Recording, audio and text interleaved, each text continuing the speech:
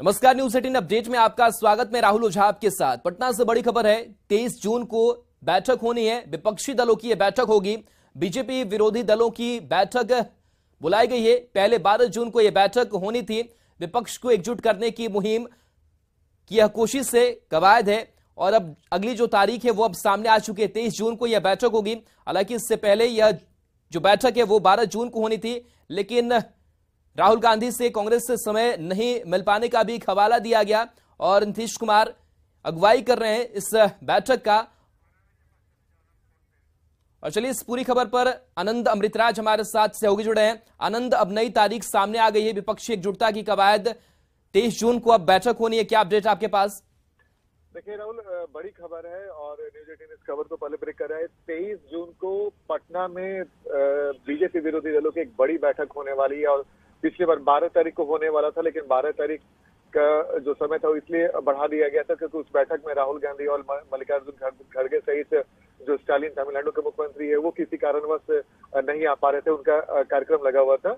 लेकिन अब तमाम बड़े नेताओं की तारीख मिल गई है और 23 तारीख को पटना में बीजेपी विरोधी दलों की बड़ी बैठक होने वाली है और ये बैठक कई मायनों में बेहद महत्वपूर्ण माना जा रहा है। महत्वपूर्ण इसलिए भी माना जा रहा था कि 12 तारीख को जो पहले बार बैठक स्थगित की गई थी और तारीख का ऐलान नहीं हुआ था, उस वक्त कई सारे सवाल खड़े होने लगे थे कि क्या तारीख बढ़ जाने से जो बीजेपी विरोधी दल का गठबंधन है क्या उसमें गड़बड़ी हो सकती है या फिर कोई समस्या तो नहीं खड़ी होगी, कई तरह की बातें सामने आ रही थी।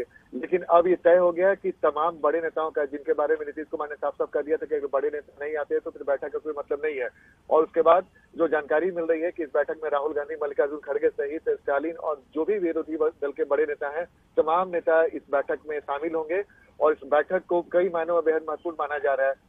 और महत्वपूर्ण इस मायने में भी क्योंकि इस बैठक पर न सिर्फ बिहार बल्कि देश की सियासी निगाहें भी टिकी रहेंगी और जाहिर सी बात है, ममता बनर्जी ने नीतीश कुमार से आग्रह किया था जब कलकत्ता में नीतीश कुमार गए थे और उनसे बातचीत के दौरान नीतीश कुमार से ममता बनर्जी ने आग्रह किया था कि आप पटना में एक बड़ी बैठक बुलाइए।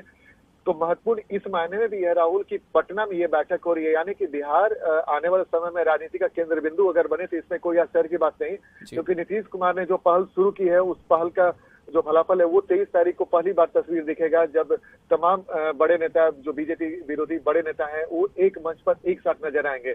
और सबसे महत्वपूर्ण बात है कि अगर राहुल गांधी और मल्लिकार्जुन खड़गे सहित तमाम नेता जब शामिल होते हैं तो बैठक का महत्व भी और बढ़ जाता है, क्योंकि कई सारे अभी भी ऐसे इशू हैं जिसको लेकर कई तरह के सवाल खड़े हो रहे हैं। क्योंकि कई बार ये भी क्षेत्रीय दलों ने कहा है कि वो फ्रंट फुट पे खेलना चाहते हैं। जिस राज्य में अगर रीजनल पार्टी मजबूत है तो वहां पे रीजनल पार्टी को फ्रंट फुट पे कांग्रेस खेलने दे और जहां बीजेपी से आमने सामने की लड़ाई है वहां पे बीजेपी से कांग्रेस फाइट करे। इन तमाम मुद्दों पर भी चर्चा होगी। चर्चा बिहार को लेकर भी होगी और चलिए बिल्कुल, तो पूरी देश की निगाह टिकी हुई इस बैठक पर। बहुत बहुत शुक्रिया फिलहाल तमाम जानकारी के लिए। बढ़ेंगे आगे। बाढ़ अनुमंडल के बाढ़ भाजपा पार्टी कार्यालय में वरिष्ठ आगामी लोकसभा चुनाव को लेकर एक बैठक की गई। बैठक के बाद केंद्रीय कृषि राज्य मंत्री कैलाश चौधरी ने भागलपुर में पुल टूटने पर राज्य सरकार पर जमकर निशाना साधा। उन्होंने कहा कि इस पुल का 2 बार टूटना बिहार में बढ़ रहे भ्रष्टाचार का सबूत है। बिहार के अंदर ये जो पुल का टूटना है ये भी उसी का एक पार्ट है। भ्रष्टाचार इतना हो चुका है कि इनके पूरा सिस्टम में ही आ रहा है।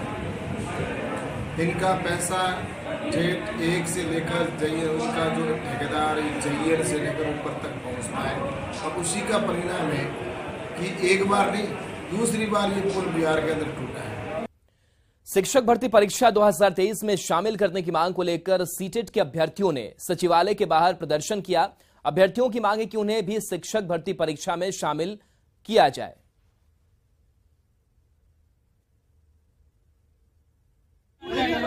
बस एक ही मांग है सर कि बीएड 21 को अपेयरिंग आप दे दिए हैं तो उसी तरह सर सीटेट अपेयरिंग को भी मौका दीजिए, क्योंकि सर आप विज्ञापन लाए हैं जुलाई से हटा करके। तो हम लोग का सर सीटेट का एग्जाम सर जुलाई अगस्त में खत्म हो जाएगा, तो फिर एक ही राज्य में सर 2 व्यवहार क्यों कीजिएगा आप?